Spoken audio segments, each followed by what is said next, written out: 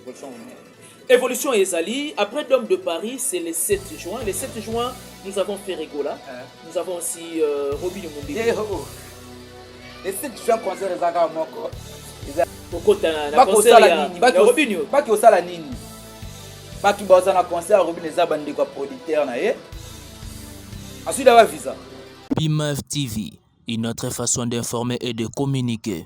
PIMAF TV, une autre façon d'informer et de communiquer. PIMAF TV, une autre façon d'informer et de communiquer.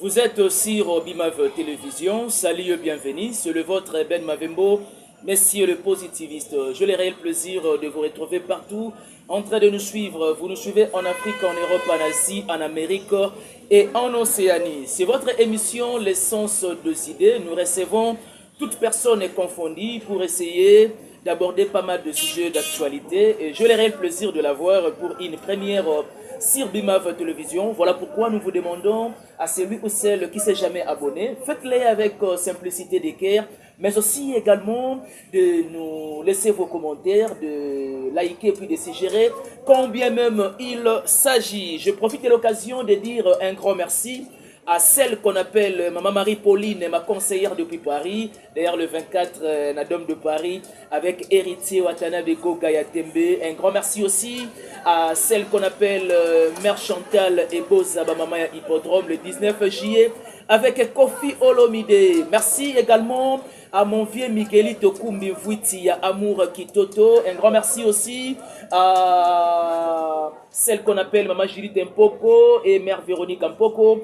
Merci à Mumberto Sikou, un pauvre qui prend des riches en charge depuis Luxembourg. Le père de G, le père de G des pieds. Et bah bon séjour à toi ici à Kinshasa. Et un grand merci à Simon Mavembo le meilleur. Merci aussi également à couple social Alphonse Massakuba et Mère Patience Massakuba, Mère Béa Miezi, Beauté Nakati et Baboté Mbingazor na Paris. On est ensemble. Merci à toi JMK.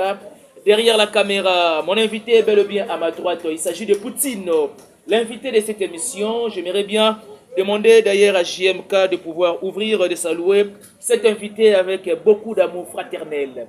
À qui je dis bonjour à toi. Ah, bonjour. Santé, ça va? Ouais, santé normale, la profiter, na pisa mambo tina ba bonne tout. Na vraiment na pisa mambo tina Midjo Play. Ah, Midjo Play na pisa mote Glody qui sala Mobutu. Sugar, Elvis Sugar, président de Play, na pisa mambo na Ligue Ezo qui croit autrement dit Neymar meilleur joueur congolais actuellement. Avant na pisa mambo tina ba bonne tout. Santé, ça va? Ouais, santé normale, hein, santé normale. En Goulogne, ça me donne mon là, santé normale vraiment. Et voilà, de l'entrée de jeu, il faut parler de manière générale. Lecture dans la musique à Congo. Une année passée, on a été bandi année à Sikao 2025. Non, 2025, comment on a vraiment que comment on a 2024, 2025, comment on a vraiment que non. Musique est comme Komata. La musique est comme Komata. Bah concert mon bêta en Europe. Voilà. Vu qu'il va concert mon bêta en Europe, moi que mon aux hommes là tout l'artiste congolais, tout l'artiste musicien, a combien de peine à souci bata date na Europe. C'est bien vraiment, c'est bien bon moment musique. Comment qu'il y a des liboso par rapport à des gars qui bah nigériens, bah botolé, ils se placent au monde, bah ivoiriens. Les lobbies sont moko, d'être le baka. Kolokit ça suit kit naï. Très bien. Ouais ouais. Donc Kolokit ça suit kit naï. C'est-à-dire en Afrique, la RDC et reprendre ce qu'on place dans la musique. Mais oui, place dans musicalement par rapport à comment on a kino, au monde aller au monde congolais. Artiste et musicien congolais francophone nous habitaki par exemple de Liboso habita salam nini deuxième salle dans le monde où ils ont Congo il y a Paris la Défense Arena. Paris la Défense Arena, c'est un congolais, tu vois. On est en congolais musicien congolais à base à fan vraiment dans Congo en Afrique jusqu'à maintenant on monde qui notre récupérer place na biso et vous allez une première un congolais au Québec dans l'hippodrome de Vincennes, tu vois. Et voilà, s'il faut parler de concert, ils ont déjà s'est pointé à l'horizon. Héritier Watanabe déjà à Paris pour affronter Dôme de Paris. Quelle est ta lecture? Parce que ils ont deuxième concert, il y a Héritier en France depuis ma carrière solo. Ouais, concert Héritier, comme on a déjà côté on a déjà récité. On récite par rapport à comment on a arrivé. Arrivé, il y a plein de gens qui. Bah tu belé bah qui n'a mon épée qui non bien bien à péter comme dans les bon bien impété comme Adalé. Bon, là, on a souhaité vraiment réussite parce que c'est la Congo qui gagne.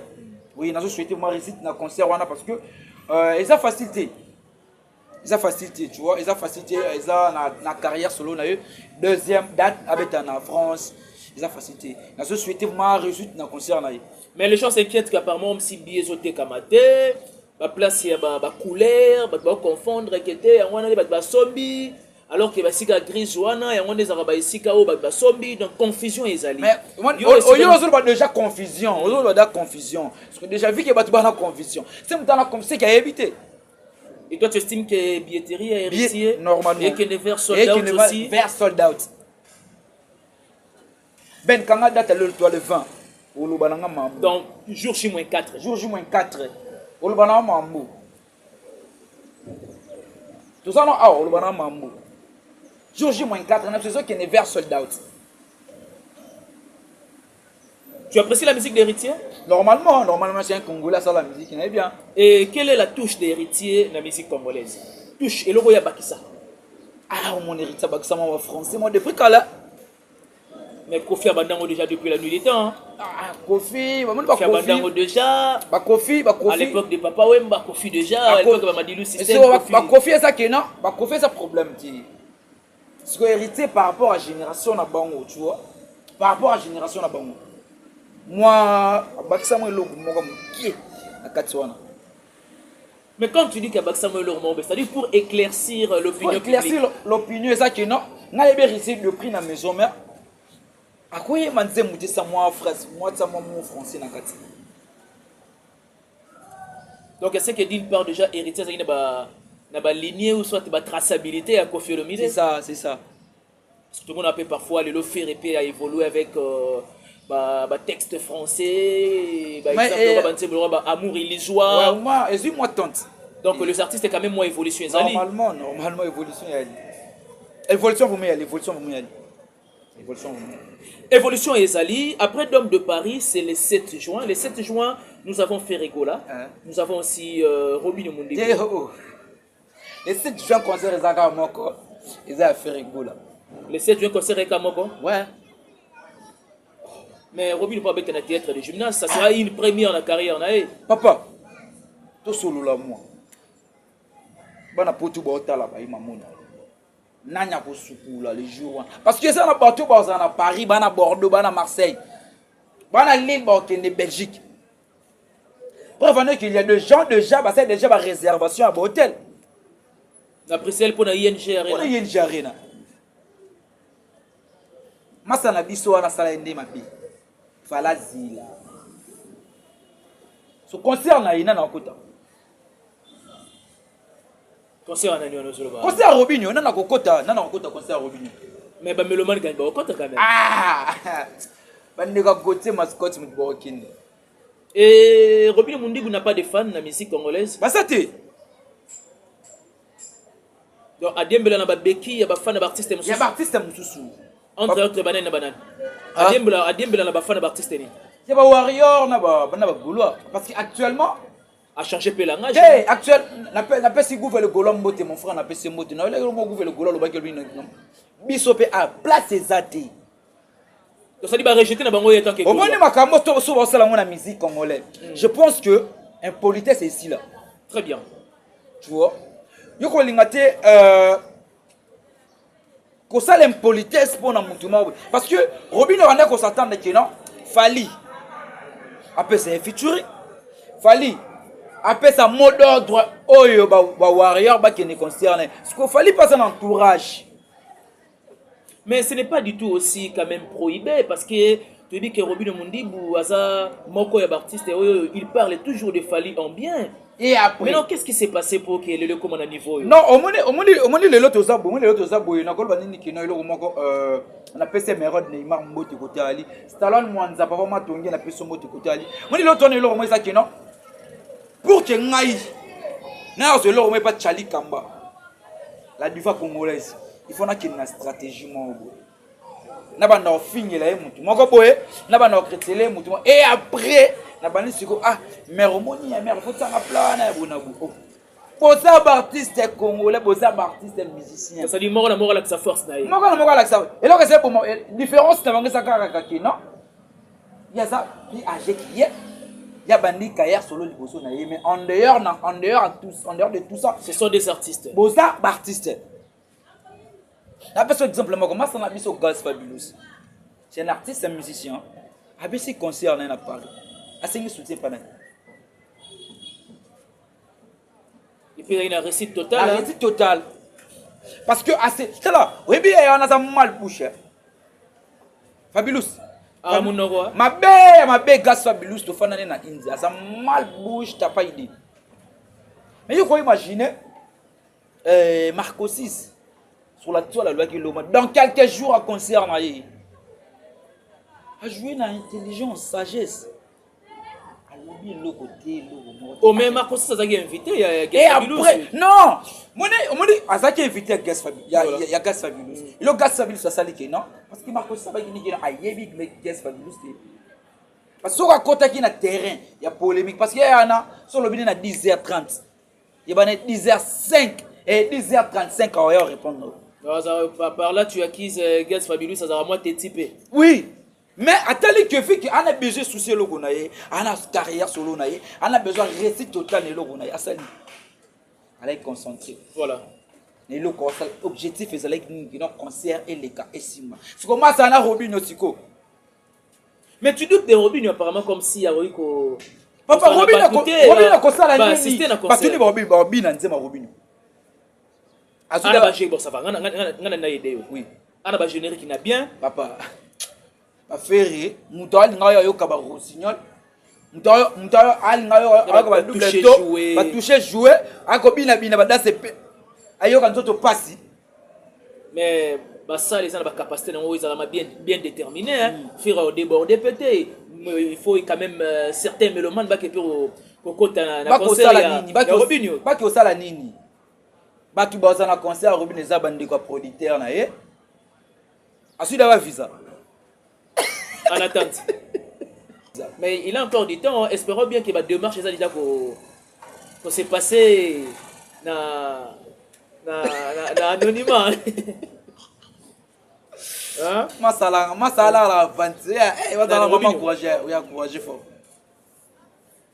Encourager. Est-ce que ça la courage on a juste valeur dans mon encourager. Qu'est-ce que tu reproches de Robinho aujourd'hui avec les doubles discours engagés dans les médias? Non, mon eza bateau basala makama avec intérêt, tu vois. Ah ok. Oui. Mais n'est-ce pas que mon qu'il pèse mon qu'il intérêt? Hein? Non, intérêt c'est quoi bon motif? Intérêt bon motif. Mon yoko aider ngai. Uso tingi yoko aider ngai. Uso tinga na ko yoko aider ngai. Ils sont obligés de ngapi na sala zo msakana na manière oyo olinga. Mais là où il est l'amour, il y a toujours la réciprocité. Hein? So réciprocité oyo makambo ya zolo ba o. Masa Robinho, beta concert na yo. Ah bien apesi akomi olinga kopesa Gauthier c'est raison. Yeah. On dirait que fallait construire sa carrière na mensonge. Et ça va manquer argument ou soit juste pour faire plaisir aussi. Siko mensonge, elle a mis ce preuve. Comment tu trouves que Robinho a quelques semaines pour affronter théâtre de gymnase, mais il prend plus le temps et autant à combo d'artistes que Kolobi de Makombo et Mambia concert. Et ça juste pour quelle actualité à son actualité. Et ça l'un des choses où ils ont même échec qui concerne. Ok. Hein? Donc on lié place à se concentrer dans le concert. Eh oui. Et ça l'un des choses où Azon Luka a bon ma concerne. Donc pour toi, on va guetter. Donc c'est l'une des raisons que Nani Robinho Mundibou a l'ingata concerne na KO. Concert à Robinho Mundibou, et ça n'impacte. Concert à Robinho Mundibou, ça n'impacte. Ok. Pour venir tous en abinoka awa. Total. Ngana yebisio Robinho Mundibou concert na ye batuba kota eza bandiko gote mascotte producteur. Oba de Robinho est mort. Ena bandiko na oba sa. Ce que là ngana tout la ka suba visa. Mais si tu es culturel, tu n'as qu'à encourager quand même Robinho. Hein? On lui est précisé que tu es KO quand même, c'est l'un de nous. Ce qu'on a zoboya. Encouragement n'a qui n'a perçu. Mais tu dois avoir une ferme conviction que l'encouragement est quoi apporter peut quand même quelque chose. Non, on a bien poli, on a bien gratté. Donc Robin est impoli, Robin est ingrat face à Fali. Papa, pour toi les bossos. Pour toi Robin qui n'a pas mais c'est Fali non. Mais Fali peut battre Takaye, il est ingrat face à Kofi Olomide. Ah, c'est-à-dire musique on peut apparemment c'est était mon ingratitude. Non, musique est mon ingratitude. Prévenez de plus que les lois bien ingratitude. A bien ingratitude face à Wiranson. OK. Depuis pour moi, il y a style les lois bien ingratitude face à Wiranson. Parce que les lois pour que tu bailles depuis c'est grâce à Wiranson. Il y a deux monde déjà depuis à l'écran et Michel Bomba Wiranson. Apparemment non hein, depuis à comme la carrière solo hein. Qui t'a dit que la musique à maison mère depuis quand on a qu'à bonheur. Et là, il y a un moment où on a pas si. Et ça, les cas donne une émission pour Kalouba, moi. Ou c'est Kalouba, ma bille à Wiranson. Non. Et ça, pour là, mon amour, au sol, regardons la raison. Au sol, ma bébé, il faut se dire au sol, on a déjà boula mon moko. Ma bébé, on a une impact. Très bien. C'est un peu ça. Robin Mundibou le 7 juin, Ferregola aussi également. Robin Mundibou du côté Paris, na théâtre de gymnase Maribel, Ferregola ING Arena. S'il faut parler de ING Arena, Babi mouvement où il y a billetterie, il y a double adresse Arena, na ING Arena. Ce n'est pas pareil. Qu'est-ce qui ne va pas? Robi? Qu'est-ce qui ne va pas? Non, je pense que Golo basé belé quand on fait rigoler Golo basé Golo ba mobondo. Je pense que concert ils en ont avant quelques, je crois ça nous reste quelques semaines hein? Quelques semaines. Ça reste pratiquement 11 jours. Na niveau il y a 3 semaines. 3 semaines. C'est que na niveau il a fait rigoler. Na niveau il a fait rigoler, niveau il ba funding balinga je pense que réussite est à total. Parce que le jour où on a les 15 000 places, ils ont posé problème pour les Gaulois. Non, et ça, juste une question, on a tout nu. Non, même pas. Les Gaulois, c'est le monde entier. Tu vois? Et là, si ça, c'est bien ça que non. Les 7 juin, ça juste les concerts, ça comme moi en Europe, et ça concert à faire rigoler. Bon, le quoi, il y a Robin, ça va, c'est bon. Parlons de Ferré alors. Oui. Concert, ça moi concert à faire rigoler. Au moins, on a ça la remontada. Gaulois, bon, c'est moi. Bien, là, on a qui n'a pas. D'abord, c'est la Tombo le soir pour le soir, oui. Pour habiller. Oui. Et là, on a qui n'a pas Gaulois.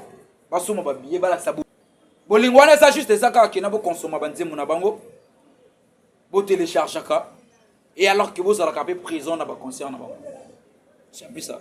C'est un peu ça. J'aimerais bien te poser une question qui bouge la toile aujourd'hui, l'affaire Légende. Oui. C'est vrai qu'une fois aussi le vieux Jean Goubal que je salue même à passant a contesté que Kofi Olomide a Légende. Et aujourd'hui, mon estimé confrère, mon aîné, le patron de Télé 50, qui est bel et bien Jean-Marie Kassamba. Abike Fali, c'est une grande star, mais Azal Légende. Tout en ignorant que déjà le fait à Robin Fali une grande star, ça nous renvoie automatiquement déjà que Azal Légende. Quelle est ta part de réflexion à cette affaire? Non, réflexion, on a que cause la légende, et c'est un critère. Pour qu'il y ait une légende, et c'est un critère. Maintenant, c'est à toi d'énumérer les éléments. Papa. Énumérer les bisous. Pour toi, quand on dévoue par une légende, une personne considérée comme légende. Papa, autant là, il faut Sali. Moi, il va faire rien à Fali, il va légende vivant. Là, je te dis, franchement, mon frère. Donc, Fer et Fali, ce sont des légendes vivantes. Oui. Papa, comment Kanate? Maintenant, à base de quoi tu peux appeler Fali et légende? Papa. Des éléments seulement. Et puis tu ne peux pas faire autant que des éléments. Fali, c'est un stade de martyr. C'est ce qui fait de lui déjà légende. Très bien, la célébrité. La célébrité. Ok. Fali, abeta basta la minine en Europe. Pourquoi tu as tout ça là? Pourquoi tu as ignoré l'effort à Baninga? Pourquoi? Oui, mais au Congo. Attends, je te dis quelque chose. La plupart des musiciens, il y a des gens qui ont un stade. Pourquoi tu as dit que tu as faut mettre stade de martyr. Attends, Kofi Olomide, il va bien acquérir les gens. Les gens, voilà. Beta stade. J'y vais, à les gens, non? À beta stade douane. Weranson, les gens, à beta stade douane. Tu dis que c'est mené à beta stade douane. Bébé, tu n'es pas bête. Bébé, tu n'es pas bête en route. Je sais, bébé, tu n'es pas Bébé, tu n'es pas les gens na promotion. Alors, bébé, tu n'es pas les gens. Ah bon? Il ne faut pas qu'on ignore qu'il y effort à battre. Il fallait faire Rwanda parce que ce sont des Congolais. Il ne peut pas faire un beau vent. Il ne peut pas faire dans ma campagne. Pour comprendre la grandeur na bango, ba longola yo ki oza congolais te. Ba tu soit ivoirien, gabonaise. So Dadju azali oza ambassadeur. Dadju et disons et Maître Kim, ce sont des légendes. Il y a Bisso Awa au Soti Libanda. Te ati. Il y a Libanda. Ok. Libanda ati. Mais ce sont des légendes. Les Pas légende. et ba ça ba légende. Mais il y a Bisso Awa. Parce qu'elles ne défendent pas, disons, la culture congolaise. La culture congolaise comme il faut. Très bien. On ne va pas défendre la culture à Libanda. Bien que Bazana casquette, c'est ambassadeur culturel. Oui. Attends, je te dis quelque chose. On dit fort, ba faire rien, ba fali ba sala pour que ba koma côté ba komi les deux. Moi je pense même pas. Hein? Maître Gims sortant de ça. Stade de Martyr, 80 000 places. Oh, tu en doutes de cela? Je te jure sur le tombe de mon père. Et il y a. Donc, sur Bible, c'est qu'il peut falloir Stade de France. Il y a. Et pourquoi? Et pourquoi dans le Bibongo? Pourquoi? Et pourquoi dans le Bibongo? Bisso A. Tu as genre à musique. Tu as la charia? Musique auto linga. Kabada Djouba Maître Gims. Dans le char Ndombolo. Ndombolo. Rumba. Odemba. Tchatcho ya Kofi Olomide. C'est ça. Yango Somona. Au monde a naza na nzem na ba musique n'est presque tout a été ça comme moi guitare congolaise mon plus ça la ngo. OK. Donc ça fait partie ba instrument oyo et puis ça va saveur na rumba na biso. La rumba. Mais pour qu'il y a aussi ça la question na oyo laisse-moi te dire que fallait à la légende faire à la légende héritier t'es ça légende. Et tu as légende? Ah, légende. Bongo Fabregas Maestro. T'es à légende. Ah, légende. Madilo est légende? Je pense même pas. Madilo système, ouais. Non? Je pense même pas. L'homme Magadi. Oui, l'homme est légende. Ah, légende, hein? Oui. Et voilà, j'aimerais bien que tu boucles aspect Oyo, la légende, aspect Oyo. Parlons de la réaction, la dernière question, parlons de la réaction d'Eddie Diston après la sortie médiatique de son père biologique, je cite Kofi Olomide. Ouais. Comment tu as trouvé la réaction d'Eddie Diston? Non, moi je veux aimer. Hein. Tu as aimé? Ouais, je veux aimer. N'est-ce pas que ce n'est pas de l'impolitesse à l'égard de son papa? Non, même pas. Même pas. Sur Hollandi sortie médiatique, vidéo, voilà. je pense même pas à finir soit en manquer. Juste il est clair. Mais les gens se disent que c'est avec orgueil. Il ignore que c'est son père. C'est vrai que moi, quand même, mes attentes en famille, faire des sorties médiatiques ou soit une vidéo pareille et refléter quand même. Ben, tu peux en aller au moins que au moins les biso bateau tu peux terminer en Afrique. N'a pas dit qu'on a biso bateau terminer en Europe. Tous allez un peu différent. N'a pas agissement, n'a pas fait ses gestes. Oui, c'est ça. Tu vois. Au moins yo pour terminer aux difficulté au ya direct envers papa nous surtout le bonnet le romako. Et alors que nous ça pour nous trouver normal. Très bien. Et là on a CP les accueils Didi Stone à éclaircir Bissou. Côté moi on a retenir ça que la zone qui a sortie médiatique il y a Kofi Olomide côté Kofi Olobaki qui est là. Mutoyo Kofi a fait voir Bissou que y a fallu balaber ennemi. On dirait que tu as fallu que Kofi a un bon terme n'a fallu. Maman il y a bureau parfois. Moi je pense que attends, je te dis quelque chose. Moi je pense que Kofi a une légende. Tu ne penses pas c'est exactement ça? Oui. Kofi c'est une légende. Kofi a une légende. Oui. Pardon. Kofi a une légende. Fallait en moi musicalement. Moi du côté Kofi Olobaki. Qui doit du respect à l'autre? Le respect réciproque. respect à réciproque. So les longs yo respecter nga pe na respecter yo. Juste à ceux yo ko respecter nga pe moi je pense même pas qu'il nga pe na envers yo. OK.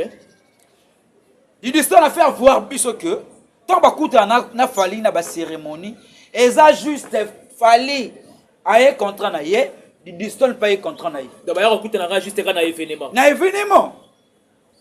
Et ça non que on va congolais ba penser na mutu na bango. Et voilà, c'était bel et bien l'émission L'essence des idées avec Poutine. Merci de votre attention soutenue et particulière. Merci de pouvoir nous aider à partager cette émission, mais aussi à commenter et puis à suggérer combien même il s'agit. Nous sommes pratiquement à la fin. Qu'est-ce que les gens peuvent retenir de ton passage si rapidement dit à 3 personnes à dédicacer? Non, c'est juste Congolais. Soutenir les artistes. On a un concert de Paris. Le 24, donc jour J-4. Tu as un concert comme moi, après on a le 7 juillet en Belgique. Le 7 juin. Le 7 juin, ING Arena. Concert Ferrigo, là, pour qu'il y ait vraiment plaisir. Papa Hervé. Na pesa mambote na babone tout balinga na pesa mambote na Béni de Castro Mobutu somo ikopale énergie mba ya papa social Gisha Makasila marché central qui sala Mobutu Claudie qui sala Mobutu Elvis Sugar président ba play na pesa mambote na Midjo na pesa mambote play na pesa mambote na Liguezo qui Kwama meilleur joueur congolais actuellement Isaïo wana quoi on a pesa mambote numéro na ngeza na plus 243 81 36 51 816 plus 240 43 81 36 51 816. Merci vraiment. Merci beaucoup à toi Poutine de pouvoir nous aider ou encore de nous honorer sur ce plateau. Tout est bien qui finit bien. Merci à toi JMK derrière la caméra et du côté réalisation. Merci à la noblesse oblige Mavembo, futur médecin, la grande sœur de Johanna Gladines Mavembo, de Bensi Bazong, Estrella Mavembo et Nirvana Mavembo, Mère Chantal et Boz Abamama et Hippodrome, les 19 juillet avec Kofi Olomide. Quant à moi, je vous laisse entre les mains de la régie. D'ici là, portez-vous bien, on se retrouve au prochain numéro. Bye bye.